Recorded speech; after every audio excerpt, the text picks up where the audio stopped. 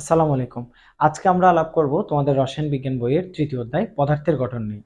তাহলে আমরা আজকে পদার্থের গঠন নিয়ে আলাপ করি। তো পদার্থের গঠন নিয়ে আলাপ করার জন্য আমাদের শুরুতে যে ব্যাপার সম্পর্কে আমাদের জানতে হবে এটা হচ্ছে পরমাণু। তোমরা জানো পরমাণুর ইংরেজি হচ্ছে অ্যাটম, যেটা আসছে অ্যাটমোস থেকে। এখন অ্যাটমোস শব্দের অর্থ কি? যাকে বিভাজ্য করা যায় না, বিভাজ্য করা যায় না, যাকে বিভাজ্য করা যায় না, অর্থাৎ যেটি অবিভাজ্য, যেটি অবিভাজ্য বা যাকে ভাগ করা যায় না।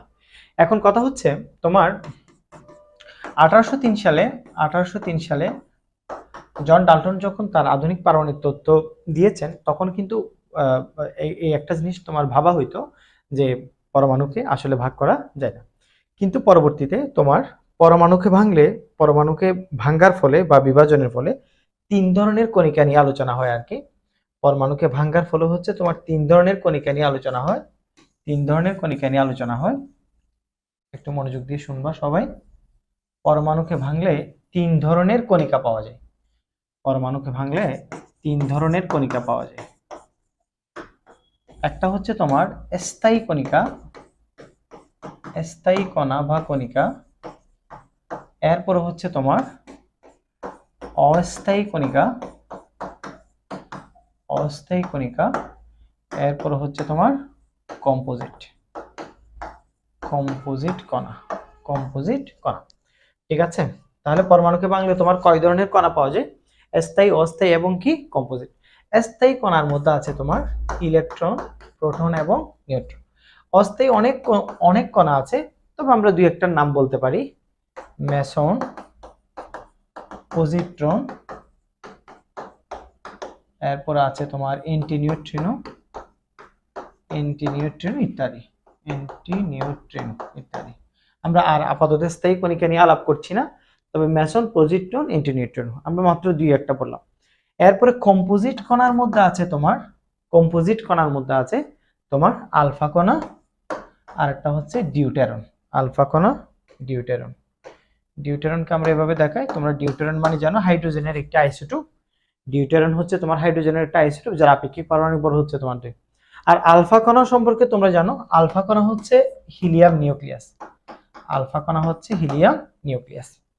তাহলে মূলত আমরা পরমাণুকে ভাঙলে বা বিভাজন করলে তিন ধরনের কণা পাই, স্থায়ী কণিকা, অস্থায়ী কণিকা এবং আরেকটা হচ্ছে কম্পোজিট কণা।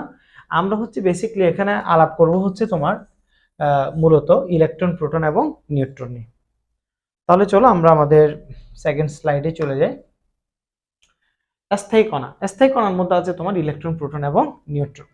তো প্রথমে আমাদের আবিষ্কারকের নাম জানতে হবে। ইলেকট্রনের আবিষ্কারক হচ্ছে জে থমসন, থমসন। এরপরে প্রোটনের আবিষ্কারক হচ্ছে রাদারফোর্ড। এরপরে হচ্ছে তোমার নিউট্রনের আবিষ্কারক হচ্ছে স্যাডউইক। নিউটনের আবিষ্কারক হচ্ছে স্যাডউইক, স্যাডউইক। আচ্ছা,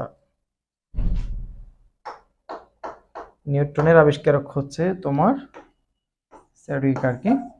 আচ্ছা, এখন আপেক্ষিক ভর, আপেক্ষিক ভর। ইলেকট্রনের আপেক্ষিক ভর হচ্ছে তোমার 0।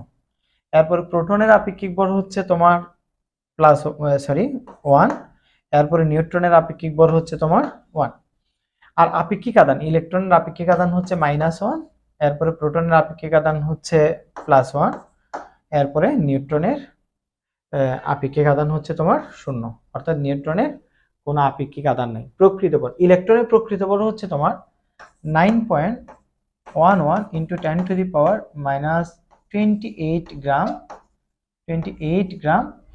এরপরে প্রোটনের প্রকৃত ভর হচ্ছে তোমার 1.673 × 10⁻24 গ্রাম। আর নিউট্রনের প্রকৃত ভর হচ্ছে তোমার 1.675 × 10⁻24 গ্রাম। এরপর হচ্ছে তোমার প্রকৃত আদান। ইলেকট্রনের প্রকৃত আদান হচ্ছে -1.6 × 10⁻19 কুলম। আর প্রোটনের প্রকৃত আদান হচ্ছে +1.6 × 10⁻19 কুলম, 19 কুলম। আর নিউট্রনের হচ্ছে তোমার প্রকৃত আধান নাই আর কি, নিউট্রনের প্রকৃত আধান নেই, নিউট্রনের প্রকৃত আধান হচ্ছে তোমার শূন্য, শূন্য। আচ্ছা, তো এই ক্ষেত্রে আমাদের একটা জিনিস মনে রাখা লাগবে, তুমি দেখতে পাচ্ছ প্রকৃত ভর এবং প্রকৃত আধান, এদের মধ্যে একক আছে, আর হচ্ছে তোমার আপেক্ষিক ভর আর আপেক্ষিক আধানের মধ্যে তোমার কোনো একক নাই আর কি। আচ্ছা, এখন এখন হচ্ছে আমরা ইলেকট্রন সম্পর্কে জানলাম। এখন আমাদের যেটা জানতে হবে এটা হচ্ছে একটি পরমাণু পরিচিতি, মানে আমরা একটি পরমাণুকে তোমার কিভাবে চিনব। তাহলে আমি লিখছি, তোমরাও আমার সাথে সাথে নোট করে নিতে পারো আর কি। পরমাণু পরিচিতি, পরমাণু পরিচিতি। আমি চাইলে একটা পরমাণুকে হচ্ছে, আমি চাইলে একটা পরমাণুকে তোমার, আমরা চাইলে একটা পরমাণুকে এইভাবে রিপ্রেজেন্ট করতে পারি, সরি, আমরা চাইলে একটা পরমাণুকে এইভাবে রিপ্রেজেন্ট করতে পারি। তো বাম পাশে উপরে আমি বসালাম এ, এরপরে বাম পাশে নিচে জেড, আর এখানে এম প্লাস মাইনাস। এখন কথা হচ্ছে এদের পরিচয় কি? এদের পরিচয়, এক্স হচ্ছে পরমাণুর বা মৌলের প্রতীক, পরমাণুর বা মৌলের প্রতীক, মৌলের প্রতীক বলবো আমরা। এরপরে তোমার এ মানে হচ্ছে পারমাণবিক ভর,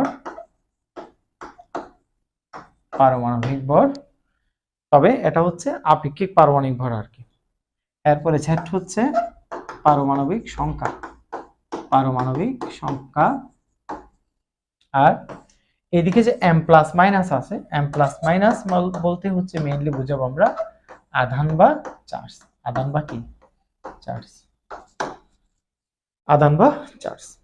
এখন এখন যদি আমরা বলি যে একটি মৌল হচ্ছে এরকম যে অ্যালুমিনিয়াম 27 13 3+, এখন এই প্রতীক থেকে, এই প্রতীক থেকে যে প্রতীকটা আমরা এখন লিখলাম, এই প্রতীক থেকে হচ্ছে আমাদের, এই প্রতীক থেকে তার পারমাণবিক ভর, এরপর হচ্ছে পারমাণবিক সংখ্যা, এবং হচ্ছে আমাদের আধানের পরিমাণ আনা লাগবে আর কি, এবং আধানের পরিমাণ আনা লাগবে।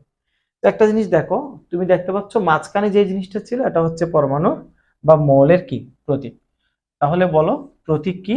এখানে প্রতীক হচ্ছে তোমার এল, অর্থাৎ মৌলটি হচ্ছে অ্যালুমিনিয়াম। এরপরে হচ্ছে আমরা পেয়েছি বাম পাশে উপরে হচ্ছে পারমাণবিক ভর, পারমাণবিক ভর। তাহলে পারমাণবিক ভরকে এ দিয়ে প্রকাশ করি, এখানে পারমাণবিক ভর হচ্ছে 27, বাম পাশে নিচে ছিল পারমাণবিক সংখ্যা, তাহলে জেড পারমাণবিক সংখ্যা হচ্ছে এখানে 13।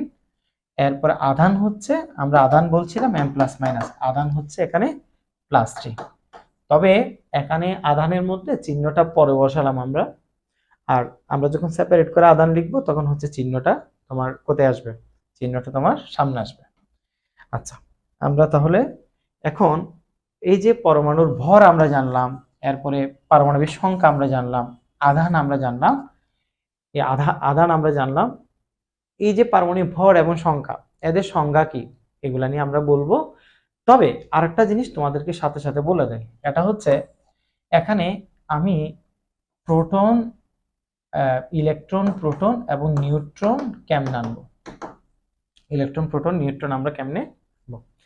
তাহলে একটা মৌলের প্রতীক থেকে যদি তুমি নিউট্রন, প্রোটন এবং ইলেকট্রন আনতে চাও, তাহলে তোমাকে পারমাণবিক সংখ্যা কাকে বলে, ভর সংখ্যা কাকে বলে, এই ব্যাপারটা তোমাকে জানতে হবে আর কি। তাহলে আমরা আগে পারমাণবিক সংখ্যা নিয়ে একটু আলাপ করি। তো সবাই লিখতে পারো আমার সাথে সাথে, পারমাণবিক সংখ্যা, পারমাণবিক সংখ্যা, পারমাণবিক সংখ্যা। তাহলে এখন পারমাণবিক সংখ্যার ডেফিনেশন কি? একটি মৌলের নিউক্লিয়াসে অবস্থিত, একটি মৌলের নিউক্লিয়াসে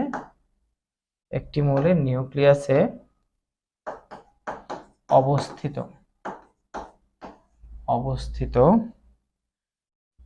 একটি মৌলের নিউক্লিয়াসে অবস্থিত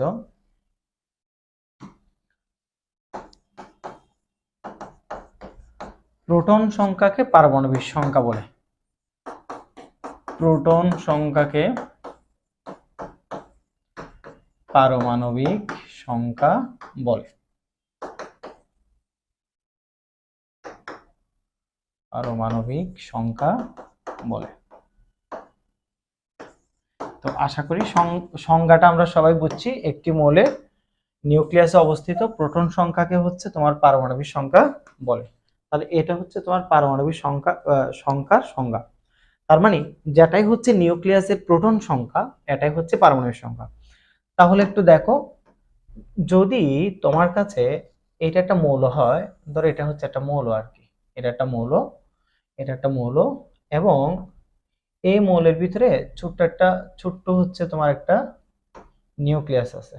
এই মৌলের ভিতরে তোমার ছোট্ট একটা নিউক্লিয়াস আছে, এই যে একটা নিউক্লিয়াস আছে, ঠিক আছে? এই মৌলের ভিতরে তোমার ছোট্ট একটা নিউক্লিয়াস আছে।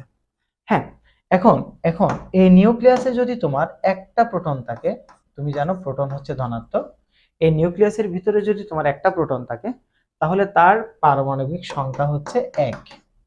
তার পারমাণবিক সংখ্যা জেড, জেড দিয়েই প্রকাশ করব আর কি আমরা। তার পারমাণবিক সংখ্যা হচ্ছে 1, ঠিক আছে? তো যদি তোমার প্রোটন সংখ্যা 11টা হয়, যদি প্রোটন সংখ্যা 11টা হয় তাহলে পারমাণবিক সংখ্যা হচ্ছে তোমার কি 11। অর্থাৎ একটি মৌলের যাই হচ্ছে তোমার প্রোটন সংখ্যা তাই হচ্ছে তোমার পারমাণবিক সংখ্যা।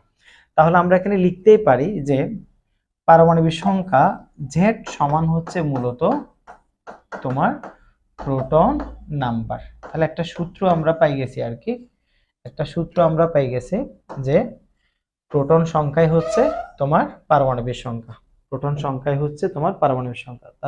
তার মানে জেড মানে হচ্ছে পারমাণবিক সংখ্যা is equal to proton number. ঠিক আছে, এতটুকু হচ্ছে আমাদের শেষ। আমরা পারমাণবিক সংখ্যা ব্যাপারটা বা অ্যাটমিক নাম্বার যে ব্যাপারটা আছে এই ব্যাপারটা আমরা বুঝছি। আমরা এখন আলাপ করব হচ্ছে তোমার ভর সংখ্যা নিয়ে। ভর সংখ্যা, ভর সংখ্যা নিয়ে আমরা আলাপ করব।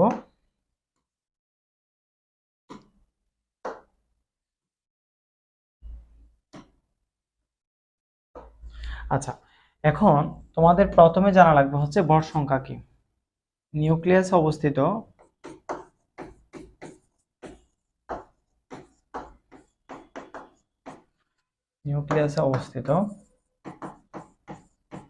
প্রোটন ও নিউট্রন সংখ্যার সমষ্টিকে ভর সংখ্যা বলে। ভর সংখ্যা বলে। তাহলে হচ্ছে আমরা ভর সংখ্যার ডেফিনেশনটা পেয়েছি। ভর সংখ্যার ডেফিনেশন হচ্ছে তোমার, ভর সংখ্যার ডেফিনেশন হচ্ছে নিউক্লিয়াসে অবস্থিত প্রোটন এবং নিউট্রন সংখ্যা সমষ্টি বা যোগফল। তাহলে ভর সংখ্যা সূত্রটা দাঁড়াচ্ছে কি, ভর সংখ্যা সমান হচ্ছে প্রোটন প্লাস কি তোমার নিউট্রন। তাহলে ভর সংখ্যার সূত্রটা আমরা পাই গেছি, ভর সংখ্যা সমান হচ্ছে প্রোটন প্লাস নিউট্রন। ওকে, প্রোটন এবং নিউট্রন। কিন্তু তোমরা তো একটা জিনিস জানো যে বীজগণিতে যোগ করার সময় সদৃশ রাশিগুলো যোগ করা লাগে আর কি। কিন্তু এখন প্রোটন আর নিউট্রন যোগ করার কারণ কি? তোমরা জানো যে প্রোটন আর নিউট্রনের ভর হচ্ছে কাছাকাছি, একেবারেই কাছাকাছি। তোমার প্রোটনের ভর এবং নিউট্রনের ভর কাছাকাছি, তাই হচ্ছে এখানে আমরা প্রোটন এবং নিউট্রনের ভর হচ্ছে যোগ করে মূলত যে ভর সংখ্যা সেই ভর সংখ্যাটা আনবো। আচ্ছা, তাহলে একটু একটু আমরা আমরা এতক্ষণ পর্যন্ত যে দুইটা সূত্র বললাম, আমরা পারমাণবিক সংখ্যার সূত্র বললাম এবং ভর সংখ্যার সূত্র বললাম, দুইটা সূত্র যদি আমরা এক জায়গায় লিখে ফেলি, একটা নোট আকারে যদি আমরা লিখি, তাহলে দাঁড়াচ্ছে কি দেখো, এক নাম্বার হচ্ছে পারমাণবিক সংখ্যা সমান হচ্ছে প্রোটন সংখ্যা, দুই হচ্ছে ভর সংখ্যা এ সমান হচ্ছে প্রোটন প্লাস নিউট্রন। এখন একটা জিনিস দেখো, আমরা চাইলে এই যে প্রোটন সংখ্যাকে জেড দিয়ে বা পারমাণবিক সংখ্যা দিয়ে রিপ্লেস করতে পারি। তাহলে আছে নিউট্রন, তাহলে এখান থেকে পাচ্ছে কি নিউট্রন সমান হচ্ছে ভর সংখ্যা মাইনাস পারমাণবিক সংখ্যা। তাহলে নিউট্রন সংখ্যা বের করারও একটা সূত্র আমরা পাই গেছি। নিউট্রন সংখ্যা বের করার সূত্র কি? নিউট্রন সংখ্যা বের করার সূত্র হচ্ছে তোমার, নিউট্রন সংখ্যা বের করার সূত্র হচ্ছে এ মাইনাস জেড, অর্থাৎ যেটা ভর সংখ্যা ওখান থেকে যদি আমরা পারমাণবিক সংখ্যা বাদ দেই তাহলে হচ্ছে আমরা নিউট্রন সংখ্যা পাই। আরেকটা ব্যাপার হচ্ছে তোমার, তুমি যদি শুধুমাত্র ভর সংখ্যা আনতে চাও তাহলে হচ্ছে তুমি প্রোটন এবং নিউট্রন সংখ্যা যোগ করবা। ঠিক আছে, তাহলে আমরা ছোট্ট একটা ম্যাথ দেই, এটা রিলেটেড ছোট্ট একটা এমসিকিউ টাইপের দেই। যে তোমার ধরো এটা একটা মৌল, এটা একটা মৌল, এটা হচ্ছে একটা মৌল। এখন এই মৌলের নিউট্রন সংখ্যা আমাদের বের করা লাগবে। তো কিছুক্ষণ আগে আমরা নিউট্রন সংখ্যার সূত্র পড়েছি a - z, তার মানে হচ্ছে ভর সংখ্যা মাইনাস পারমাণবিক সংখ্যা। তো তুমি দেখতে পাচ্ছ এখানে ভর সংখ্যা হচ্ছে 40 আর পারমাণবিক সংখ্যা হচ্ছে তোমার 20। তাহলে ভর সংখ্যা হচ্ছে, সরি, তোমার নিউট্রন সংখ্যা হচ্ছে কি 20। ঠিক আছে, তো আমরা আরেকটা সমস্যা দেই, কাছাকাছি আমরা আরেকটা সমস্যা দেই। আমরা যদি আরেকটা সমস্যা দেই, একটু একটু শুনো মনোযোগ দিয়ে সবাই।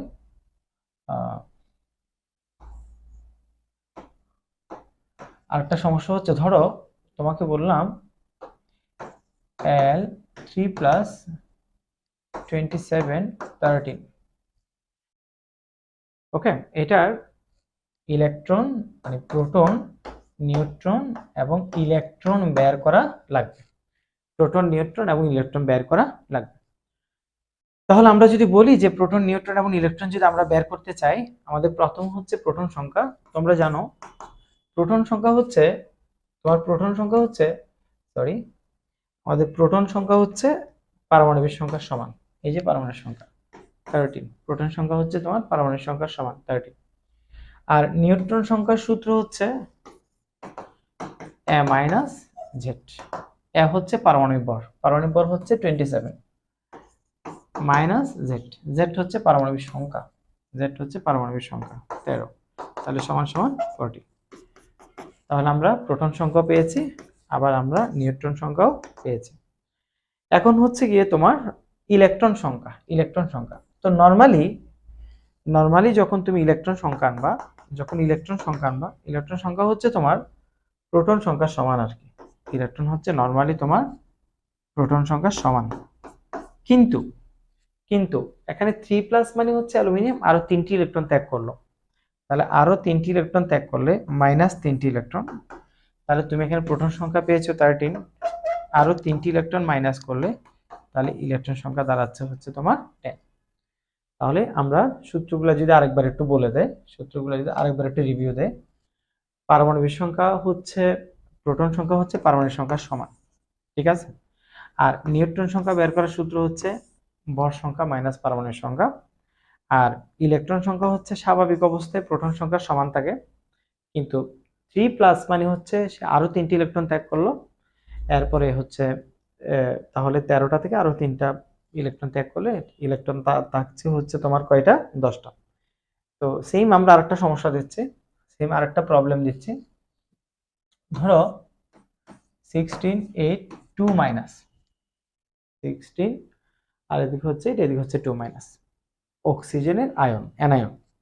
এক্ষেত্রে তোমাকে বের করা লাগবে প্রোটন, নিউট্রন এবং ইলেকট্রন। তো তুমি একটু খাতা কলম নিয়ে তোমার খাতার মধ্যে লিখো, এরপরে আমার ভিডিওর সাথে অ্যান্সারটা মিলিয়ে নিবে আর কি। তাহলে এটা সলিউশন করলে তুমি দেখতে পাচ্ছ, হচ্ছে প্রোটন, প্রোটন মানে হচ্ছে পারমাণবিক সংখ্যা, এই যে পারমাণবিক সংখ্যা, পারমাণবিক সংখ্যা, তাহলে পারমাণবিক সংখ্যা হচ্ছে 8। প্রোটন হচ্ছে পারমাণবিক সংখ্যার সমান, জেড এর সমান। তো পারমাণবিক সংখ্যা তোমার কত আছে, 8 আছে। সো প্রোটন সংখ্যা হচ্ছে তোমার 8, তাহলে প্রোটন সংখ্যা আমাদের শেষ। এরপর হচ্ছে নিউট্রন সংখ্যা। তুমি জানো নিউট্রন সংখ্যার সূত্র হচ্ছে a - z। তাহলে এ হচ্ছে ভর, এই যে ভর হচ্ছে তোমার 16, আর পারমাণবিক সংখ্যা হচ্ছে তোমার 8, তাহলে -8, তার মানে নিউট্রন পাচ্ছি হচ্ছে আমরা 8টা। তাহলে আমরা নিউট্রন পাইছি 8টা। এবার হচ্ছে তোমার ইলেকট্রন সংখ্যা আর কি, এবার হচ্ছে তোমার ইলেকট্রন সংখ্যা। এখন ইলেকট্রন সংখ্যা হচ্ছে তোমার নরমালি প্রোটন সংখ্যার সমান, ইলেকট্রন নরমালি প্রোটন সংখ্যার সমান। আর 2 মাইনাস মানে আরো 2টি ইলেকট্রন গ্রহণ করবে আর কি। তাহলে প্রোটন সংখ্যা কয়টা আসছিল, 8টা। তাহলে আরো 2টি ইলেকট্রন গ্রহণ করলে আমি ইলেকট্রন পাচ্ছি তোমার 10টা। তাহলে এভাবে আমরা একটি মৌলের প্রতীক থেকে তোমার প্রোটন, নিউট্রন এবং ইলেকট্রন সংখ্যা আমরা বের করে ফেলতে পারি। এখন আমরা যে টপিক নিয়ে আলাপ করব এর নাম হচ্ছে আইসোটোপ। আইসোটোপ, এখন আমরা আলাপ করব হচ্ছে তোমার আইসোটোপ নিয়ে। আইসোটোপ, এখন আইসোটোপ কি তোমার? আইসোটোপ হচ্ছে একই মৌলের ভিন্ন ভিন্ন ভর বিশিষ্ট পরমাণু। একই মৌল, এর ভিন্ন ভিন্ন ভর বিশিষ্ট পরমাণু। তাহলে তোমাকে আমি একটু এক্সাম্পল দিয়ে দেখাচ্ছি। ধরো আমার কাছে একটা মৌল আছে, এ হচ্ছে একটা মৌল, এরপরে এ হচ্ছে আরেকটা মৌল, এরপরে তোমার এ হচ্ছে আরেকটা মৌল আর কি। ঠিক আছে, আমার কাছে হচ্ছে 3টি মৌল আছে। এরপরে এই মৌলের ভিতরে ধরো একটা ছোট্ট নিউক্লিয়াস আছে, একটা ছোট্ট নিউক্লিয়াস আছে, এখানে একটা ছোট্ট নিউক্লিয়াস আছে, তোমার সেম এখানেও একটা ছোট্ট নিউক্লিয়াস আছে। আমি 3টি মৌল আঁকলাম এবং এই 3টি মৌলের মধ্যে হচ্ছে তোমার 3টি নিউক্লিয়াস আছে আর কি। এখন দেখো এই মৌলের মধ্যে প্রোটন হচ্ছে একটা, এই মৌলে প্রোটন হচ্ছে একটা, প্রোটন হচ্ছে একটা, আমি +1 লিখলাম, প্রোটন হচ্ছে একটা। হ্যাঁ, এই মৌল প্রোটন হচ্ছে তোমার একটা, প্লাস দিয়ে প্রোটন বোঝাচ্ছি, এখানে প্রোটন হচ্ছে তোমার একটা। ঠিক আছে, তাহলে 3টি মৌলের মধ্যে প্রোটন হচ্ছে তোমার একটা। তো যেহেতু প্রোটন একটা, পারমাণবিক সংখ্যা হচ্ছে 1। আচ্ছা, এরপরে এই মৌলে কোনো নিউট্রন নাই, আর এই মৌলে নিউট্রন হচ্ছে তোমার একটা, এখানে নিউট্রন হচ্ছে একটা, আর এখানে নিউট্রন হচ্ছে 2টা। তাহলে বলো তো প্রোটন সংখ্যা 1, এটা নিঃসন্দেহে হাইড্রোজেন না? আর এর প্রোটন সংখ্যা 1, এটাও তোমার হাইড্রোজেন, এটাও হচ্ছে তোমার হাইড্রোজেন আর কি। এখন তাহলে সবার প্রোটন সংখ্যা 1, পারমাণবিক সংখ্যা 1। কিন্তু তোমাকে কিছুক্ষণ আগে যে পারমাণবিক ভর শিখিয়েছি, ভরের সূত্র ছিল হচ্ছে প্রোটন প্লাস নিউট্রন। এখন এটাতে তোমার প্রোটন হচ্ছে একটা, নিউট্রন হচ্ছে 0, তাহলে ভর হচ্ছে 1, এটার ভর হচ্ছে 1, ভর হচ্ছে প্রোটন আর নিউট্রনের সমষ্টি যোগফল। এখানে প্রোটন একটা, নিউট্রন একটা, তাহলে ভর হচ্ছে 2। এখানে হচ্ছে প্রোটন একটা, নিউট্রন হচ্ছে 2টা, তাহলে ভর হচ্ছে 3। তাহলে তুমি দেখতে পাচ্ছ 3টি মৌলেরই প্রোটন সংখ্যা 1, তার মানে 3টাই হচ্ছে পারমাণবিক সংখ্যা 1, মিন্স হাইড্রোজেন। কিন্তু 3টারই হচ্ছে তোমার প্রোটন সংখ্যার ভিন্নতার কারণে তোমার ভর সংখ্যা কারো 1, কারো হচ্ছে 2, এরপরে কারো হচ্ছে তোমার কি 3। তাহলে আমি যেটা বলবো এটা হচ্ছে একই মৌলের যে ভিন্ন ভিন্ন ভর বিশিষ্ট পরমাণু থাকে তাদেরকে হচ্ছে আমরা আইসোটোপ বলবো। এই আইসোটোপ মনে রাখার একটা শর্টকাট আছে। আইসোটোপ যদি তুমি পড়ো, আইসোটোপের শেষে প আছে, তাহলে তুমি মনে রাখবা আইসো মানে হচ্ছে একই, টোপ শেষে প আছে, তার মানে প্রোটন সংখ্যা একই। তুমি দেখতে পাচ্ছ প্রতিটি মৌলের মধ্যে প্রোটন সংখ্যা একই, কিন্তু তোমার নিউট্রন সংখ্যা ভিন্ন, যার কারণে ভর সংখ্যা ভিন্ন ভিন্ন আসছে, কিন্তু প্রোটন সংখ্যা একই, আইসোটোপ, প্রোটন সংখ্যা একই।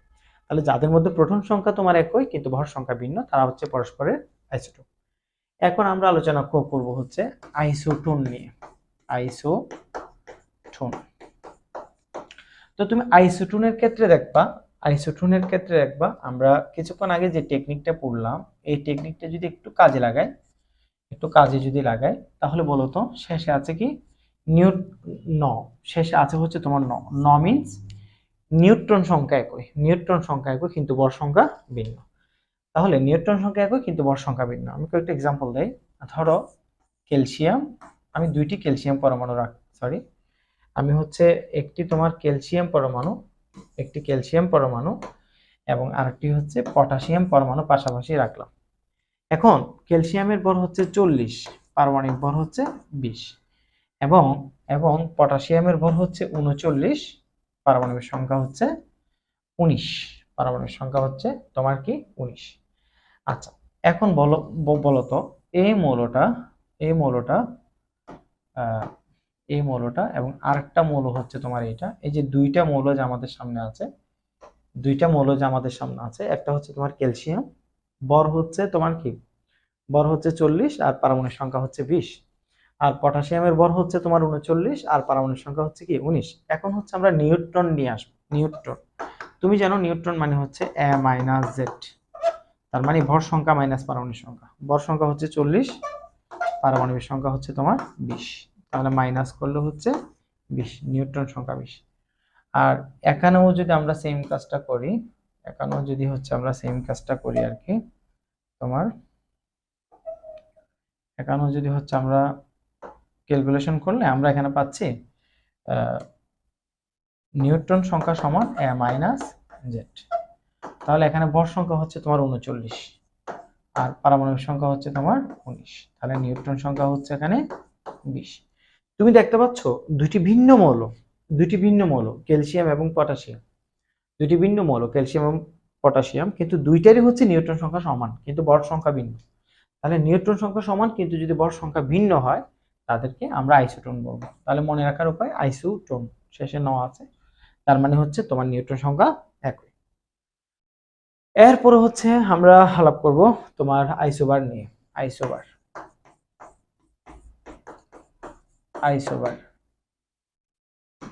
তো আইসোবারে হচ্ছে আমরা মনে রাখবো যে তোমার আইসোবারে হচ্ছে মনে রাখবো আমরা শেষে যদিও ভর ভর ভ দিয়ে, কিন্তু আমরা এখানে মনে রাখবো তোমার যেহেতু ভার আছে তাই হচ্ছে ভর সংখ্যা একই। যাদের ভর সংখ্যা একই কিন্তু প্রোটন সংখ্যা ভিন্ন, ভর সংখ্যা একই কিন্তু প্রোটন সংখ্যা ভিন্ন, অর্থাৎ প্রোটন সংখ্যা ভিন্ন মানে হচ্ছে ভিন্ন ভিন্ন পারমাণবিক সংখ্যা বিশিষ্ট মৌল। ধরো আমি যদি বলি নাইট্রোজেন, নাইট্রোজেনের ভর হচ্ছে, আমরা সবাই জানি নাইট্রোজেনের ভর হচ্ছে 14, নাইট্রোজেনের ভর হচ্ছে তোমার 14 আর কি, নাইট্রোজেনের ভর হচ্ছে 14, পারমাণবিক সংখ্যা হচ্ছে 7। ওকে, এরপরে তোমার কার্বনের একটি আইসোটোপ আছে যার সাহায্যে তোমার ফসিল বা জীবাশ্মের এবং পৃথিবীর বয়স নির্ধারণ করা যায়। এরকম একটা কার্বনের আইসোটোপ আছে, যার ভর হচ্ছে 14। এখন তুমি একটা জিনিস দেখো, এই দুইটা মৌলে এই যে এই মৌল, এইটা একটা মৌল এবং আরেকটি মৌল হচ্ছে এটা, এই দুইটা মৌলের মধ্যে তুমি কিন্তু একটা জিনিস দেখতেই পাচ্ছ, এটা হচ্ছে মানে একটা মৌল হচ্ছে তোমার নাইট্রোজেন আর একটা হচ্ছে কার্বনের একটা আইসোটোপ যার ভর হচ্ছে 14। তুমি দেখতে পাচ্ছ এই দুইটা মৌলের হচ্ছে কি, এই দুইটা মৌলের ভর সংখ্যা একই। তাহলে বলছিলাম আইসোবার মানে হচ্ছে যদি কারো ভর সংখ্যা একই হয় তাদেরকে হচ্ছে পরস্পরের আইসোবার বলা হয়। তাহলে ভিন্ন ভিন্ন মৌল কিন্তু ভর সংখ্যা যদি একই, এরা হচ্ছে আইসোবার। আর নাইট্রোজেন 14 আর কার্বন 14 আইসোটোপ, এই দুইটা হচ্ছে তোমার পরস্পরের আইসোবার যেহেতু ওদের ভর সংখ্যা একই। আচ্ছা, এখন আমরা আলোচনা করব আইসো ইলেকট্রন নিয়ে। এটা মোস্ট ইম্পর্টেন্ট একটা টপিক, আইসো ইলেকট্রন। আইসো ইলেকট্রন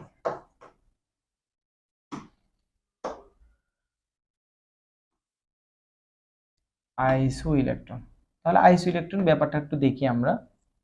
আইসো ইলেকট্রন ব্যাপারটা কি, তুমি এতক্ষণে আমার আলোচনা থেকে বুঝছো আইসো মানে হচ্ছে একই বা সমান সংখ্যক, আর যেহেতু শেষে ইলেকট্রন আছে তাহলে ইলেকট্রন সংখ্যা হচ্ছে একই, তাহলে যাদের ইলেকট্রন সংখ্যা একই। তো দেখো আমি যদি বলি তোমাকে নিয়নের ইলেকট্রন সংখ্যা হচ্ছে তোমার 10, নিয়নের ইলেকট্রন সংখ্যা হচ্ছে তোমার 10, এটা আমরা সবাই জানি যে নিয়নের ইলেকট্রন সংখ্যা হচ্ছে 10। এরপরে তোমার ম্যাগনেসিয়াম লিখলাম, এরপরে সোডিয়াম লিখলাম, এরপর হচ্ছে তোমার অক্সিজেন লিখলাম। একটু আমরা এই মৌলগুলা আমরা এখানে লিখলাম।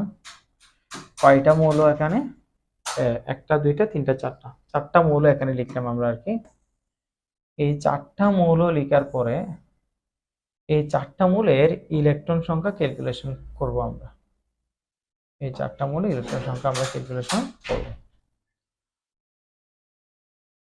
তো শুরুতে একটু করে দেখি আমরা সবাই, নিয়নের ইলেকট্রন সংখ্যা হচ্ছে তোমার 10, ম্যাগনেসিয়ামের ইলেকট্রন সংখ্যা হচ্ছে তোমার 12, সোডিয়ামের ইলেকট্রন সংখ্যা হচ্ছে তোমার 11, অক্সিজেনের ইলেকট্রন সংখ্যা হচ্ছে তোমার 8। কিন্তু এখন আমি যদি বলি ম্যাগনেসিয়াম যদি 2+ হয়, তাহলে তোমরা জানো 2+ মানে হচ্ছে দুইটি ইলেকট্রন ত্যাগ করলো, তাহলে দুইটি ইলেকট্রন ত্যাগ করলে ইলেকট্রন সংখ্যা দাঁড়াচ্ছে তোমার 10টা, ইলেকট্রন সংখ্যা দাঁড়াচ্ছে 10টা। এরপরে সোডিয়ামকে যদি আমরা পজিটিভ আয়ন বানাই, সোডিয়াম পজিটিভ একটা প্লাস মানে তুমি বুঝছো সোডিয়াম ক্যাটায়ন, তার মানে হচ্ছে সোডিয়াম একটা ইলেকট্রন ত্যাগ করলো, একটা ইলেকট্রন ত্যাগ করলে ইলেকট্রন সংখ্যা হচ্ছে তোমার 10। এরপর অক্সিজেনের ক্ষেত্রে দেখতে পাচ্ছ, অক্সিজেন ইলেকট্রন সংখ্যা হচ্ছে 8, কিন্তু অক্সিজেন যদি 2- অ্যানায়ন হয় তো তোমরা জানো মাইনাস মানে হচ্ছে দুইটি ইলেকট্রন বাড়তি রিসিভ করলো সর্বশেষ শক্তি স্তরে। তাহলে দুইটি ইলেকট্রন যদি গ্রহণ করে তাহলে ইলেকট্রন সংখ্যা দাঁড়াচ্ছে হচ্ছে তোমার কত? 10। এখন নিয়নের ইলেকট্রন সংখ্যা 10, এরপরে ম্যাগনেসিয়াম 2+ এর ইলেকট্রন সংখ্যা হচ্ছে 10, এরপরে সোডিয়াম প্লাস বা ক্যাটায়ন, সোডিয়াম ক্যাটায়ন ইলেকট্রন সংখ্যা হচ্ছে 10, অক্সিজেনের অ্যানায়নের ইলেকট্রন সংখ্যা হচ্ছে 10। তাহলে এদের প্রত্যেকের কিন্তু হচ্ছে তোমার ইলেকট্রন সংখ্যা সমান আর কি। তো যেহেতু ইলেকট্রন সংখ্যা সমান, এরা হচ্ছে পরস্পরের কি? এরা হচ্ছে পরস্পরের আইসো ইলেকট্রন। তাহলে এখন আমরা আইসো ইলেকট্রন যদি পরীক্ষা আসে তখন আমরা চিনব, এমসিকিউতে আসুক বা শর্ট কোয়েশ্চেন গুলাতে আসুক আর। তাহলে আমরা আইসো ইলেকট্রন বুঝলাম। তাহলে আমরা বলতে পারি আইসোটোপ মানে হচ্ছে যাদের প্রোটন সংখ্যা একই কিন্তু ভর সংখ্যা ভিন্ন, আইসোবার হচ্ছে যাদের ভর সংখ্যা একই কিন্তু প্রোটন সংখ্যা ভিন্ন, আইসোটুন মানে হচ্ছে যাদের নিউট্রন সংখ্যা একই কিন্তু ভর সংখ্যা ভিন্ন, আর আইসো ইলেকট্রন মানে হচ্ছে যারা ভিন্ন ভিন্ন মৌল বা আয়নের যখন ইলেকট্রন সংখ্যা সমান হয় এদেরকে হচ্ছে গিয়ে আমরা পরস্পরের আইসো ইলেকট্রন বলবো। এখন আমরা আলাপ করব হচ্ছে পরমাণুর মডেল। পরমাণুর মডেল, পরমাণুর মডেল। তো তোমরা একটা জিনিস জানো, পরমাণুর বিভিন্ন মডেল আছে। পরমাণুর বিভিন্ন মডেল নিয়ে হচ্ছে আমরা এখানে আলাপ করব না, আমরা হচ্ছে পরমাণুর যে মডেল নিয়ে আমরা বেসিক্যালি আলাপ করব এটা হচ্ছে তোমার দুইটি ইম্পর্টেন্ট পরমাণু মডেল নিয়ে আমরা আলাপ করব এখানে। একটা হচ্ছে তোমার নিলস বোরের পারমাণবিক মডেল, একটা হচ্ছে নিলস বোরের পারমাণবিক মডেল, এবং আরেকটা হচ্ছে তোমার রাদারফোর্ডের পারমাণবিক মডেল। এরপরে থমসন মডেল আছে, হ্যাঁ। এরপরে আরো যে মডেল আছে এই মডেল হচ্ছে তোমরা এসএসসি তে পড়বা। আমরা এখানে হচ্ছে পরমাণু মডেলের মধ্যে প্রথম যে মডেলটা নিয়ে আলাপ করব এটার নাম হচ্ছে রাদারফোর্ডের পারমাণবিক মডেল। তাহলে আমি লিখে ফেলছি, এটা হচ্ছে রাদারফোর্ডের পারমাণবিক মডেল, পারমাণবিক মডেল। এরপর আমরা 2 নাম্বার যে মডেল নিয়ে আলাপ করব এটা হচ্ছে নিলস বোরের পারমাণবিক মডেল, নিলস বোরের পারমাণবিক মডেল। আচ্ছা, আমি এভাবে লিখছি, একটা হচ্ছে রাদারফোর্ডের পারমাণবিক মডেল আর একটা হচ্ছে নিলস বোরের পারমাণবিক মডেল। তো তুমি জানো যে রাদারফোর্ডের পারমাণবিক মডেল দেওয়া হয় 1911 সালে, আর নিলস বোরের পারমাণবিক মডেল দেওয়া হয় তোমার 1913 সালে, মানে আর 2 বছর পরে। তো প্রথমে হচ্ছে রাদারফোর্ডের পারমাণবিক মডেল নিয়ে আলাপ করব আমরা। রাদারফোর্ডের পারমাণবিক মডেল,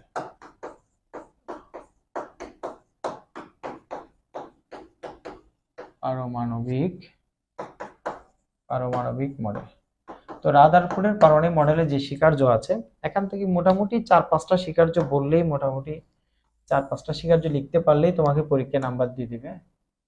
4-5টা স্বীকার্য যদি মোটামুটি লিখতে পারি আমরা আর কি। তো তোমরা জানো রাদারফোর্ড তার পারমাণবিক মডেল দেওয়ার আগে তিনি একটি পরীক্ষা করেন, আলফা কণা বিচ্ছুরণ পরীক্ষা।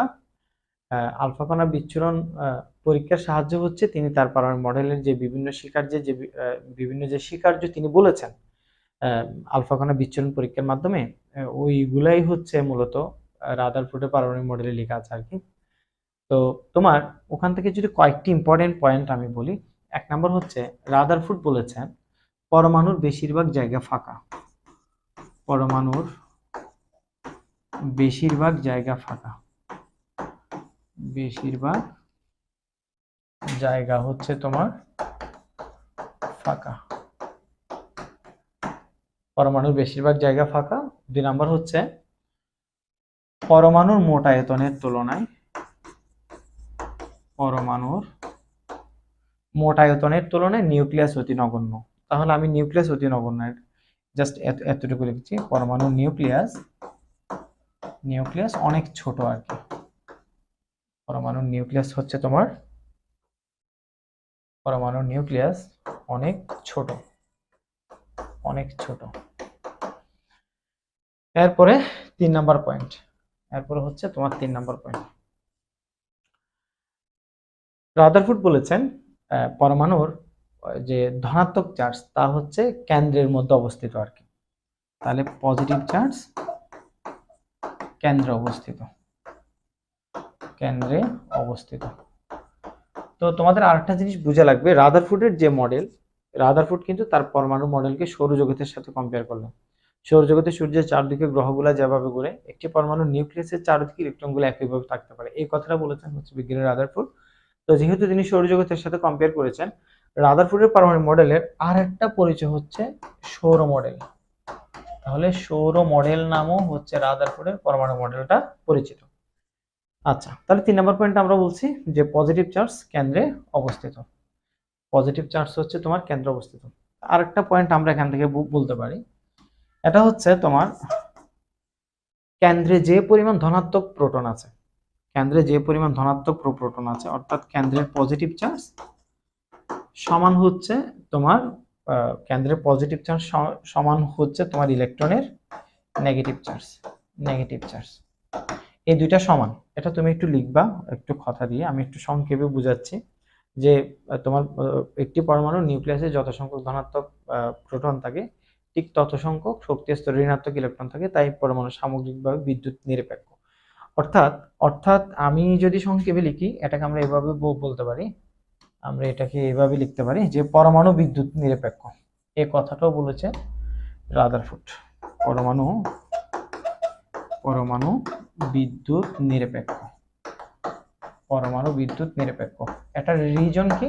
এটার রিজন হচ্ছে তোমার নিউক্লিয়াসের ধনাত্মক চার্জ আর শক্তি স্তরের ঋণাত্মক ইলেকট্রনের চার্জ সংখ্যা, প্রোটন সংখ্যা আর ইলেকট্রন সংখ্যা সমান, তাই এক অপরের আদান বা চার্জকে নাকচ করতে পারে, তাই পরমাণু হচ্ছে সামগ্রিকভাবে তোমার বিদ্যুৎ নিরপেক্ষ।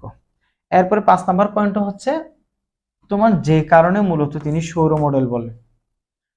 সৌরজগতে সূর্যের চারদিকে গ্রহগুলা যেভাবে ঘুরে, একটি পরমাণু নিউক্লিয়াসের চারদিকে ইলেকট্রনগুলো একইভাবে ঘুরতে পারে, তিনি এভাবে বলেছেন।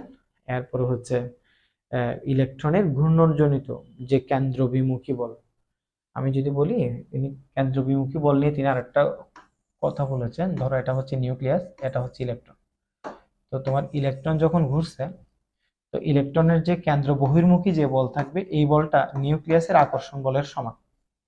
একটা বস্তু যখন একটা বৃত্তাকার কক্ষপথে যখন তোমার ঘুরবে, তখন হচ্ছে তার একটা যে কেন্দ্র বহির্মুখী বল থাকবে, এই রাদারফোর্ড বলেছেন এই কেন্দ্র বহির্মুখী বল হচ্ছে ওই নিউক্লিয়াসের কেন্দ্রমুখী বলের সমান আর কি।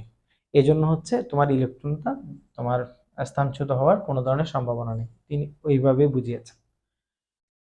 তাহলে সেই হিসেবে আমরা রাদারফোর্ডের পারমাণবিক মডেলের যে যে কয়েকটা পয়েন্ট, এই প্রত্যেকটা পয়েন্ট মোটামুটি আমরা জানলাম। এই মোটামুটি তুমি এই 4-5টা পয়েন্ট লিখতে পারলেই তোমাকে পরীক্ষা নাম্বার দেবে। আচ্ছা, এখন রাদারফোর্ডের পারমাণবিক মডেলের সীমাবদ্ধতা কি? রাদারফোর্ডের পারমাণবিক মডেলের এই তো আমরা বললাম স্বীকার্য, এরপরে সীমাবদ্ধতা কি? তো দেখো, রাদারফোর্ডের পারমাণবিক মডেলের সীমাবদ্ধতা সমূহ আমরা একটু আলাপ করি। সীমাবদ্ধতা আলাপ করার আগে একটা জিনিস আমরা বলি যে রাদারফোর্ডের পারমাণবিক মডেলের পিকচারটা কেমন হইতে পারে। পিকচারটা তোমার এরকম, তিনি যেহেতু সৌরজগতের সাথে তুলনা করলেন, তাহলে অবশ্যই তোমার সৌরজগতের মতো একটা উপবৃত্তাকার কক্ষপথ হচ্ছে আমরা ভাবতে পারি। তাহলে আমরা চাইলে এই মডেলটাকে রাদারফোর্ডের পারমাণবিক মডেল হিসেবে আমরা আমরা চিহ্নিত করতে পারি। কেন? কারণ হচ্ছে তিনি হচ্ছে সৌরজগতের সাথে কম্পেয়ার করলে, তাহলে সৌরজগতে সূর্যের চারদিকে গ্রহগুলা এরকম বিভিন্ন উপবৃত্তাকার কক্ষপথে থাকে, তাহলে আমরা ধরে নিয়েছি যে মাঝখানে আছে হচ্ছে তোমার নিউক্লিয়াসের চারদিকে যে বিভিন্ন উপবৃত্তাকার কক্ষপথ আমরা দেখতে পাচ্ছি, এই উপবৃত্তাকার কক্ষপথ নিয়ে আমরা মোটামুটি ধরে নিয়েছি যে এরকম যে কক্ষপথ থাকবে, যদিও রাদারফোর্ড তোমার নির্দিষ্ট আকার আকৃতি নিয়ে কোনো কিছু বলেননি। তাহলে রাদারফোর্ডের পারমাণবিক মডেলের সীমাবদ্ধতা 1 নাম্বার সীমাবদ্ধতা হচ্ছে তিনি হচ্ছে আকার নিয়ে কোনো কিছু বলেননি, শক্তি স্তরের আকার নিয়ে বলেননি। এরপরে 2 নাম্বার হচ্ছে তিনি একাধিক ইলেকট্রন নিয়ে বলেননি, একই কক্ষপথে একাধিক ইলেকট্রন থাকে এটা নিয়ে বলেননি। আকার নিয়ে বলেননি, একই কক্ষপথে একাধিক ইলেকট্রন থাকলে ওইটা নিয়ে তোমার বলেননি। 3 নাম্বার পয়েন্ট হচ্ছে ম্যাক্সওয়েলের তাড়িৎ-চুম্বক তরঙ্গ অনুযায়ী রাদারফোর্ড তো বলেছেন সৌরজগতে সূর্যের চারদিকে গ্রহগুলা যেভাবে ঘুরে, ইলেকট্রন একইভাবে ঘুরে। এখন এখানে সমস্যাটা হচ্ছে তোমার কোন জায়গায়, দেখো সৌরজগতে সূর্যের চারদিকে গ্রহগুলা বৃত্তাকার কক্ষপথে ঘুরলে কোনো ধরনের সমস্যা নেই, কারণ গ্রহগুলো হচ্ছে তোমার বিদ্যুৎ নিরপেক্ষ। কিন্তু কিন্তু যেহেতু ইলেকট্রন বিদ্যুৎ তোমার ঋণাত্মক চার্জ যুক্ত, তাই তোমার আহ, তোমার ওই ম্যাক্সওয়েলের তাড়িৎচুম্বক তরঙ্গ অনুযায়ী ইলেকট্রন যখন সৌরজগতের গ্রহের মতো ঘুরবে তখন এই চার্জিত ইলেকট্রন শক্তি শক্তি তার কমতে কমতে এক পর্যায়ে সে ইলেকট্রন কিন্তু তোমার নিউক্লিয়াসে চলে আসতে পারে। তো এটা হচ্ছে ম্যাক্সওয়েলের তাড়িৎচুম্বক তরঙ্গ অনুযায়ী ইলেকট্রন হচ্ছে তোমার নিউক্লিয়াসে চলে আসতে পারে। তো তো সেই হিসাবে রাদারফোর্ড সৌরজগতের সাথে কম্পেয়ার করে যে ব্যাখ্যাটা দিয়েছেন, রাদারফোর্ড সৌরজগতের সাথে কম্পেয়ার করে যে ব্যাখ্যাটা দিয়েছেন এটা কিন্তু তোমার ভুল প্রমাণিত হয়। অর্থাৎ তিনি সৌরজগতের সাথে তুলনা, সৌরজগতের সাথে তুলনা, এটা হচ্ছে তোমার, এটা হচ্ছে রাদারফোর্ডের আরেকটা সীমাবদ্ধতা। কেন? কারণ আমরা ম্যাক্সওয়েলের তাড়িৎচুম্বক তরঙ্গ থেকে জানি যে চার্জিত বস্তু যখন একটা বৃত্তাকার কক্ষপথে আবর্তন করবে তার চার্জ কমতে কমতে সে হচ্ছে নিউক্লিয়াসে চলে আসার কথা, যদি রাদারফোর্ড যেভাবে মডেলটার ব্যাখ্যা দিয়েছেন এই কথা সত্য হয়। কিন্তু রাদারফোর্ড তো ইলেকট্রন নিউক্লিয়াসে চলে আসবে কথা বলেননি, কিন্তু তার ব্যাখ্যা অনুযায়ী হচ্ছে নিউক্লিয়াস, তোমার ইলেকট্রন নিউক্লিয়াসেই চলে আসার কথা। তাহলে এটাও ছিল বিজ্ঞানী রাদারফোর্ডের সীমাবদ্ধতা। আচ্ছা, এখন আমরা আলাপ করব, আমরা রাদারফোর্ডের স্বীকার্য সীমাবদ্ধতা আলাপ করলাম। এখন আমরা আলাপ করব হচ্ছে নিলস বোরের পারমাণবিক মডেল। নিলস বোরের পারমাণবিক মডেল, বোরের পারমাণবিক মডেল। আচ্ছা, এখন নিলস বোরের পারমাণবিক মডেলের তোমার মোটামুটি 3টা পয়েন্ট আছে আর কি। মোটামুটি 3টা পয়েন্টের মাধ্যমে আমরা 3টা পয়েন্টের মাধ্যমে নিলস বোরের পারমাণবিক মডেল শেষ করতে পারি। আচ্ছা, তো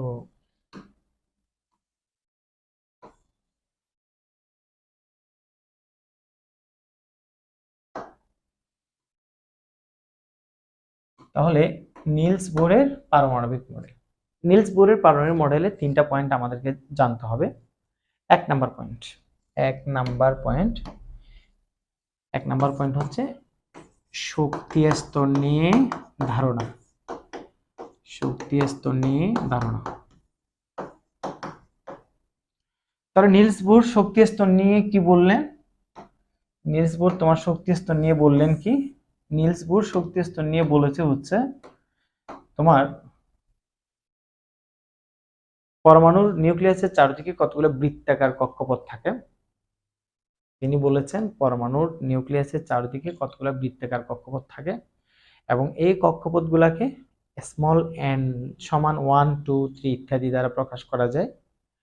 আচ্ছা, ব্যাপারটা একটু আমরা এখানেই দেখাচ্ছি, শুনো সবাই মনোযোগ দিয়ে, তোমরাও চাইলে ছবিটা আঁকতে পারো আর কি। ধরো নিলস বোর হচ্ছে এভাবে বুঝিয়েছেন।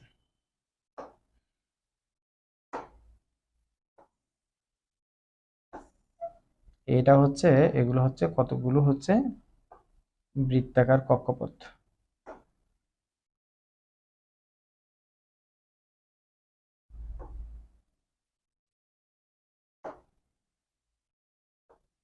একদম মাঝখানে আছে হচ্ছে তোমার নিউক্লিয়াস, একদম মাঝখানে আছে হচ্ছে তোমার নিউক্লিয়াস, এইটা হচ্ছে নিউক্লিয়াস, মাঝখানে আছে তোমার নিউক্লিয়াস। এরপর হচ্ছে তোমার তোমার রাদারফোর্ড, এটা আমি নিউক্লিয়াস বাংলায় লিখছি, নিউক্লিয়াস, নিউক্লিয়াস মাঝখানে আছে তোমার নিউক্লিয়াস। এরপর নিউক্লিয়াসের চারদিকে যে শক্তি স্তরগুলো আছে এটা হচ্ছে প্রথম শক্তি স্তর, এটাকে n সমান 1 বলতে পারি।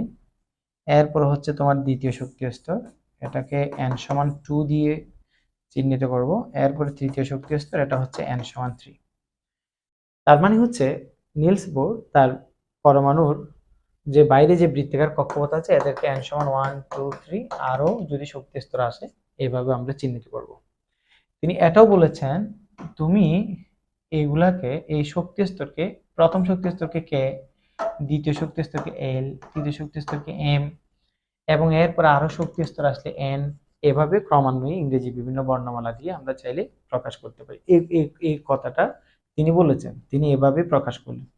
তার মানে প্রথম শক্তি স্তর হচ্ছে কে, এরপর হচ্ছে এল, 3 নাম্বার শক্তি স্তর হচ্ছে তোমার এম, এরপরে যদি কোনো শক্তি স্তর আসে এরপরে মানে চতুর্থ শক্তি স্তর আসলে ওইটা হচ্ছে এন। তার মানে তিনি প্রথম বলেছেন শক্তি স্তর নিয়ে ধারণা, তিনি আসলে প্রথমে শক্তি স্তর নিয়ে ধারণা দেন। আর রাদারফোর্ড যে শক্তি স্তরের শেপ নিয়ে কোনো কিছু বলেননি, নিলস বোর কিন্তু শক্তি স্তরের শেপ নিয়ে যা বলেছে এটা হচ্ছে বৃত্তাকার। তিনি বলেছে বৃত্তাকার কক্ষপথ, বৃত্তাকার কক্ষপথ, তিনি বৃত্তাকার কক্ষপথ নিয়ে বলেছেন আর কি। তাহলে আমাদের 1 নাম্বার পয়েন্ট শেষ। 2 নাম্বার পয়েন্ট হচ্ছে ইলেকট্রনের কৌণিক ভরবেগ, যে ইলেকট্রনগুলো আবর্তন করবে এদের কৌণিক ভরবেগ, ইলেকট্রনের কৌণিক ভরবেগ, ইলেকট্রনের কৌণিক ভরবেগ। একটু শুনি আমরা মনোযোগ দিয়ে, আমরা একটু মনোযোগ দিয়ে শুনি। ইলেকট্রনের কৌণিক ভরবেগ,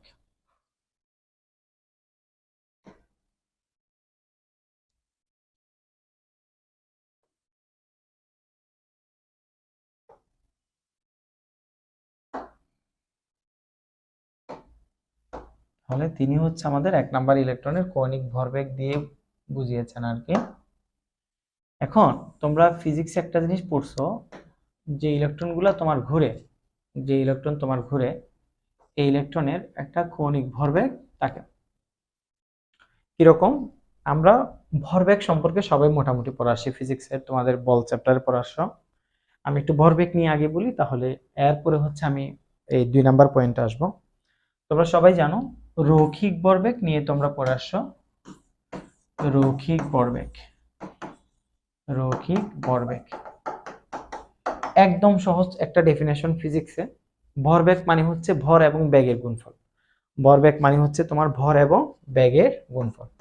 তাহলে ভর ইনটু বেগ, তাহলে ভর হচ্ছে m, বেগ হচ্ছে v, তাহলে ভর বেগের সূত্র হচ্ছে mv, mv হচ্ছে তোমার ভর বেগের সূত্র। ঠিক আছে? তো একটা বস্তু যখন আবার বৃত্তাকার কক্ষপথে ঘুরবে তখন তার রৈখিক ভরবেগ থাকবে না, তার থাকবে হচ্ছে কৌণিক ভরবেগ, তার একটা কৌণিক ভরবেগ থাকবে। আমরা চাইলে ওখান থেকে রৈখিক ভরবেগ আনতে পারি, কিন্তু তার মধ্যে একটা কৌণিক ভরবেগ থাকবে। এখন এই কৌণিক ভরবেগ নিয়ে নিলস বোর তোমার কি বললেন এটা একটু বলছি আমি ফার্স্ট একটু লিখে নেই।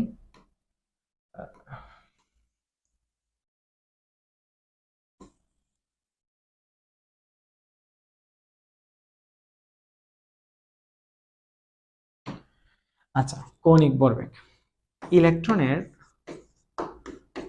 কৌণিক ভরবেগ, ইলেকট্রনের কৌণিক ভরবেগ হচ্ছে, ইলেকট্রনের কৌণিক ভরবেগ হচ্ছে h/2π এর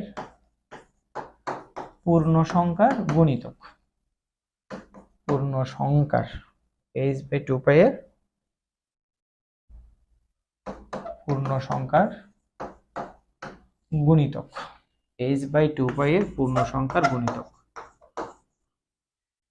তাহলে এখানে আমাদের যে জিনিসটা বোঝা লাগবে এটা হচ্ছে h/2π, h/2π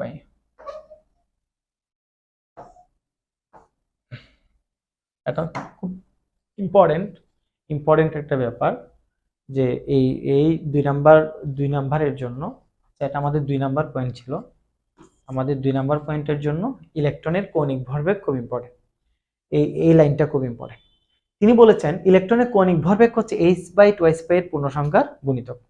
তার মানে তিনি বলেছেন কৌণিক ভরবেগ হচ্ছে h/2π এর পূর্ণ সংখ্যা n এর গুণিতকের সমান, n এর গুণিতকের সমান। আচ্ছা ধরো এটাকে আমরা বললাম সমীকরণ 1, এটাকে আমরা বললাম হচ্ছে সমীকরণ 1। এটা আমরা এখান থেকে একটু নোট আকারে ব্যাখ্যা দেই, এখান থেকে একটা নোট আকারে ব্যাখ্যা দেই। আমরা হচ্ছে কৌণিক ভরবেগ পেয়েছি, কৌণিক ভরবেগকে L দিয়ে প্রকাশ করা হয়। নিলস বোরের ফর্মুলা অনুযায়ী আমরা পেয়েছি কৌণিক ভরবেগ L সমান হচ্ছে nh/2π, nh/2π। এটা হচ্ছে তোমার ইকুয়েশন নাম্বার 1, ইকুয়েশন নাম্বার 1। এরপরে নরমালি কৌণিক ভরবেগ কি? নরমালি কৌণিক ভরবেগ হচ্ছে ফিজিক্স অনুযায়ী কৌণিক ভরবেগ হচ্ছে রৈখিক ভরবেগ ইনটু ব্যাসার্ধ, রৈখিক ভরবেগ ইনটু ব্যাসার্ধ। তাহলে রৈখিক ভরবেগ কি? এই যে রৈখিক ভরবেগ পি, রৈখিক ভরবেগ পি হচ্ছে ভর ইনটু বেগ, আর এখানে আছে ব্যাসার্ধ, তাহলে এটাই হচ্ছে তোমার কৌণিক ভরবেগের মান। এটা হচ্ছে ধরো ইকুয়েশন 2। তাহলে নিলস বোরের সংজ্ঞা অনুযায়ী কৌণিক ভরবেগ হচ্ছে ns/2π, আর ফিজিক্সের মতো আমরা জানি কৌণিক ভরবেগ হচ্ছে mvr। ভি হচ্ছে রৈখিক বেগ, আর হচ্ছে যে বৃত্তাকার কক্ষপথে ইলেকট্রনটা আবর্তন করছে এর ব্যাসার্ধ। এখন উভয় সমীকরণ থেকে আমরা বলতে পারি, যেহেতু এটা হচ্ছে তোমার এল এর মান, এইটাও এল এর মান, তাহলে উভয় সমীকরণ থেকে আমরা বলতে পারি, তাহলে ইকুয়েশন 1 ও 2 থেকে পাই, ইকুয়েশন 1 ও 2 থেকে পাই, 1 ও 2 থেকে পাই কি পাই, mvr সমান nh/2π, mvr সমান হচ্ছে nh/2π। তাহলে উভয় জায়গা থেকে আমরা যে সূত্রটা পেয়েছি, এটা হচ্ছে nh/2π। তার মানে কৌণিক ভরবেগের সূত্র হচ্ছে mvr সমান nh/2π। আমি একটু আরেকবার রিভিউ দিচ্ছি। নিলস বোরের পারমাণবিক মডেলের যে তোমার 2 নম্বর পয়েন্ট, এটা হচ্ছে মূলত কৌণিক ভরবেগ নিয়ে ধারণা।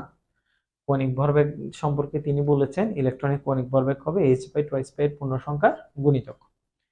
এখন আমরা কৌণিক ভরবেগের তাহলে সূত্র পেয়েছি, মানে মান পেয়েছি h/2π এর পূর্ণ সংখ্যার গুণিতক, পূর্ণ সংখ্যা হচ্ছে n, পূর্ণ সংখ্যার গুণিতক। আর ফিজিক্স থেকে আমরা জানি যে কৌণিক ভরবেগ হচ্ছে রৈখিক ভরবেগ ইনটু ব্যাসার্ধ। তো রৈখিক ভরবেগ হচ্ছে তোমার পি, তাহলে পি এর সাথে পি এর মানটা যদি আমরা বসিয়ে দেই এমভি ইনটু আর, তাহলে আমরা হচ্ছে একটা কৌণিক ভরবেগের মান পেয়েছি এমবিআর। সমীকরণ 1 ও 2 থেকে পাই এমবিআর সমান হচ্ছে তোমার nh/2π। আচ্ছা, এখন এই সূত্রটা আমরা একটু ব্যাখ্যা দিই। এই সূত্রটা যদি আমরা একটু ব্যাখ্যা দিই, এমবিআর সমান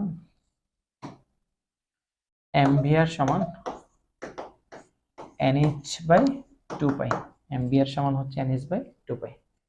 এখন এই সূত্রে তোমার আমরা যে রাশিগুলো আছে রাশিগুলোর একটু পরিচয় দেই, রাশিগুলোর যদি একটু পরিচয় দেয়, এখানে m মানে হচ্ছে তোমার ইলেকট্রনের ভর, m মানে হচ্ছে ইলেকট্রনের ভর।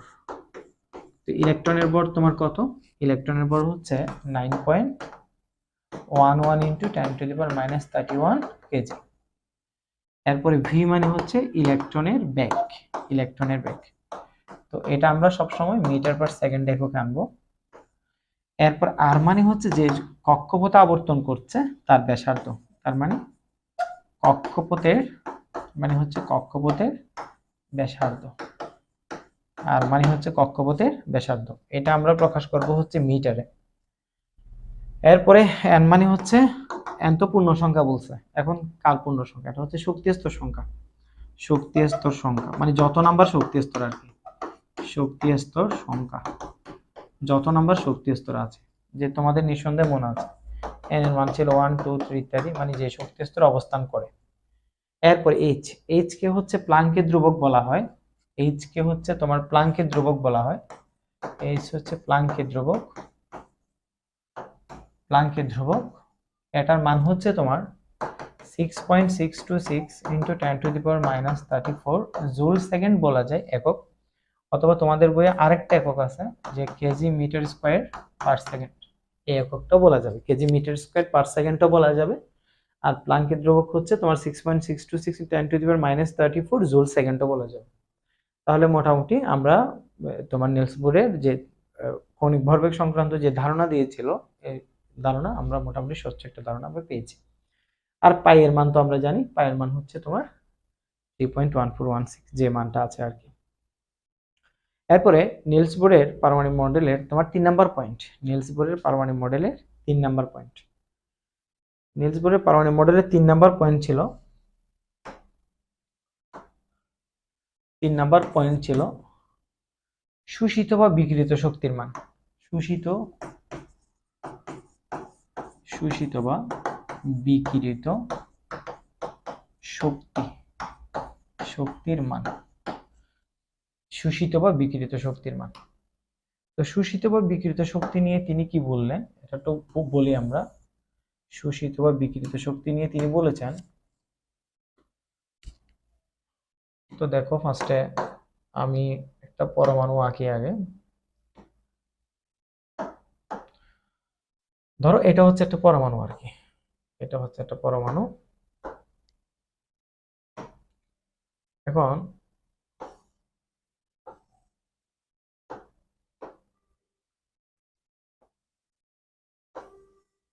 পরমাণুর বিভিন্ন শক্তি স্তরগুলো একটু দেখাচ্ছি।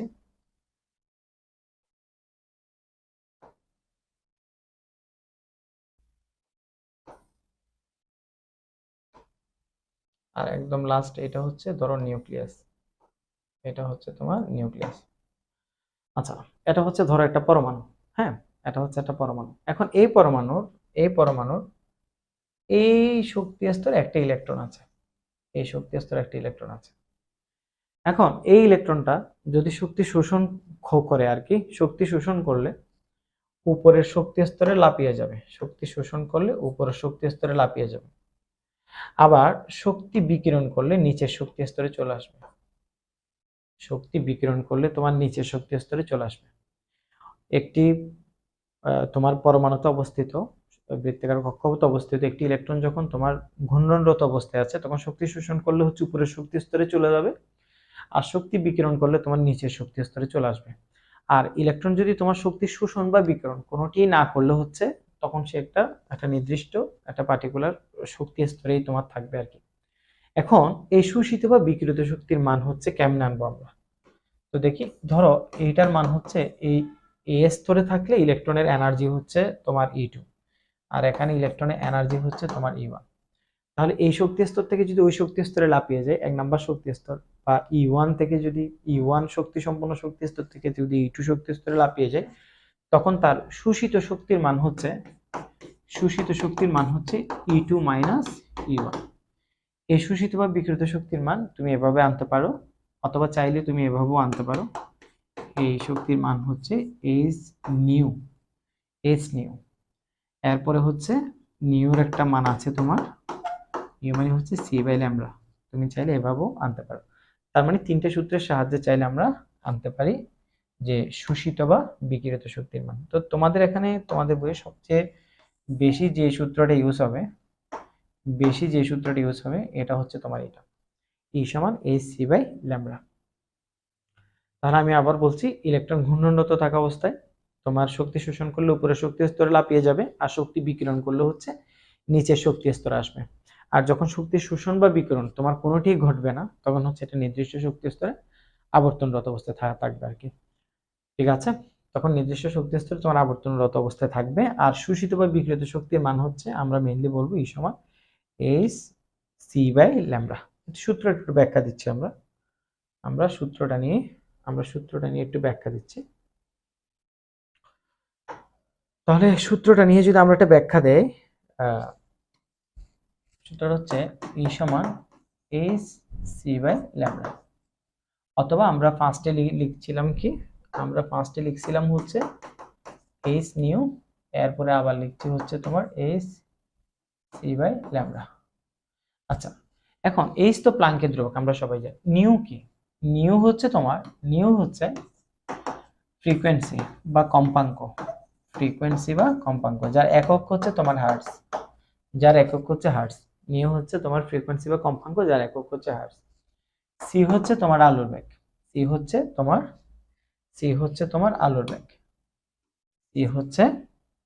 আলোর বেগ। আচ্ছা, এটার মান হচ্ছে 3 × 10⁸ metre per second, 3 × 10⁸ metre per second. এরপরে হচ্ছে তোমার ল্যামডা হচ্ছে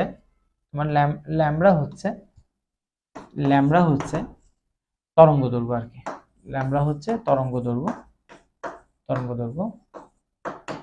যে শোষিত বা বিকিরিত শক্তি যে তরঙ্গ দৈর্ঘ্য, যে ওয়েভ এর তরঙ্গ দৈর্ঘ্য হচ্ছে তোমার ল্যামডা। এখন ল্যামডার একক হচ্ছে তোমার কি? মিটার। ল্যামডাকে হচ্ছে আমরা মিটার দিয়ে প্রকাশ করব। তাহলে এরপরে সূত্রটা কোত্থেকে আসছে? সূত্রটা আসছে হচ্ছে তোমার যে প্লাঙ্কের ইকুয়েশন, এটা হচ্ছে এনার্জির পরিমাণ ছিল কম্পাঙ্কের সমানুপাতিক বা ফ্রিকোয়েন্সির সমানুপাতিক। ওখান থেকে হচ্ছে আমরা সমান চিহ্ন ইউজ করলে তখন আমরা এইচ নিউ লিখতে পারি। এইচ হচ্ছে তোমার প্লাঙ্কের কনস্ট্যান্ট।